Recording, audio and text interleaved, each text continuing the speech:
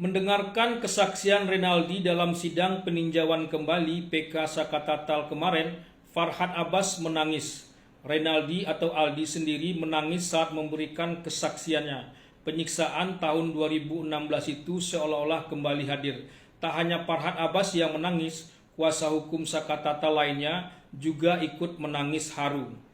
Sebelumnya, Titin Prialianti, kuasa hukum Sakatatal, sudah lebih dulu menangis. Ia menangis saat sidang PK baru saja dimulai. Katanya ia terharu melihat Sakatatal akhirnya berada pada sidang PK saat itu. Sesuatu yang tak pernah dibayangkannya. Ia sudah pasrah. Keluarga Sakatatal pun pasrah mencari keadilan yang tak kunjung didapatnya. Tangisan tentu belum tentu bisa mengubah putusan hakim. Buktinya tangisan Titin Prialianti langsung dibalas jaksa atau pihak termohon dengan menolak seluruh bukti baru yang diajukan pihak pemohon. Pun demikian dengan tangisan Aldi, Farhad Abbas dan kuasa hukum Sakatatal lainnya. Itu agaknya sesuatu yang dianggap terpisah dan tak membuktikan apapun juga. Sementara itu di luar persidangan, Rudiana sudah mulai berani tampil di hadapan awak media. Tak sekedar tampil di pemakaman anaknya bersama kuasa hukumnya sebelumnya. Kali ini ia menggandeng atau digandeng kuasa hukum keluarga Vina, Hotman Paris Hutapea. Sempat pecah kongsi, Rudiana dan kuasa hukum keluarga Vina kali ini bergandengan tangan. Entah apa pula makna di balik itu.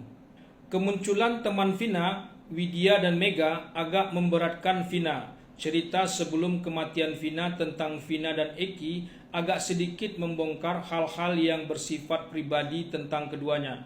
Kesaksian Widya dan Mega seketika menghapus sebab kematian Eki dan Vina yang dikatakan dibunuh dan diperkosa. Vina saja pada malam kejadian itu dalam kondisi berhalangan atau haid katanya. Apakah karena itu kuasa hukum keluarga Vina dan Rudiana mulai merapat atau bergandengan tangan? Entahlah.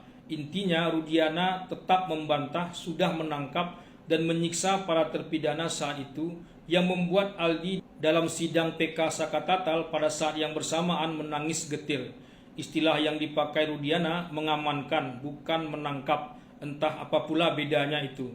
Rudiana berani sumpah pocong, mati 7 turunan, tapi bukan dalam hal penangkapan yang diubahnya menjadi pengamanan dan penyiksaan, melainkan soal bahwa anaknya benar-benar sudah meninggal dan dikuburkan. Sebab ada juga rumor yang mengatakan anaknya masih hidup. Yang dikuburkan itu bukanlah anaknya Eki. Rumor liar netizen seperti itu kok dipercaya? Rumor-rumor seperti itu muncul hanya karena ketersumbatan informasi belaka. Itulah kecanggihan netizen kita. Artinya Rudiana tak berani sumpah pocong bahwa dia sudah menangkap dan menyiksa para terpidana seperti yang diceritakan Aldi dalam persidangan PK Sakatatal kemarin. Istilah sumpah pocong ini pernah dimunculkan penasihat Kapolri Arianto Sutadi saat menanyakan langsung kepada Rudiana dalam acara talk show di televisi. Tapi sumpah pocongnya bukan dalam hal anaknya masih hidup atau sudah mati, melainkan dalam hal adanya penangkapan dan penyiksaan terhadap para terpidana yang dramatis itu. Kemunculan Rudiana di hadapan publik tentu sudah dihitung baik-baik, sebagaimana juga ketidakmunculannya selama ini. Ketidakmunculannya karena ia polisi aktif, bisa jadi juga kemunculannya karena polisi aktif itu juga. Artinya ia tak menimbang sendiri sebagaimana juga dulu saat melakukan penangkapan dan penyiksaan seperti yang dikatakan Aldi dalam persidangan kemarin. Apalah artinya seorang Aibtu sebagaimana pembelaan kuasa hukum Rudiana selama ini. Penampilan jaksa atau pihak termohon dalam sidang PK Sakatatal pastilah juga dihitung.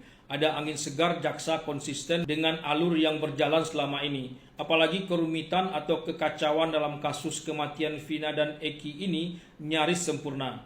Misalnya, dalam sidang PK Sakatatal juga dibahas terpidana lainnya, termasuk substansi dari kasus ini sendiri, pembunuhan, pemerkosaan, atau kecelakaan. Sementara terpidana lainnya belum mengajukan PK, belum lagi PK Rivaldi alias Ucil yang sudah dimasukkan kuasa hukumnya. Sementara Pradi sendiri juga menganggap Ucil di bawah kuasa hukum mereka. Dede yang diharapkan hadir dalam sidang PK Sakatatal kemarin ternyata tak hadir karena Dede kuasa hukumnya juga dari Pradi. Artinya banyak kuasa hukum, banyak terpidana, banyak saksi-saksi, sementara kasusnya sebetulnya sama. Apa tak kacau? Bisa jadi juga nantinya putusan hakim berbeda-beda pula. Ronald Tanur saja yang dituntut jaksa 12 tahun penjara bisa tiba-tiba dibebaskan hakim. Tidak saja kacau tapi sudah masuk tahap mengerikan hukum kita ini.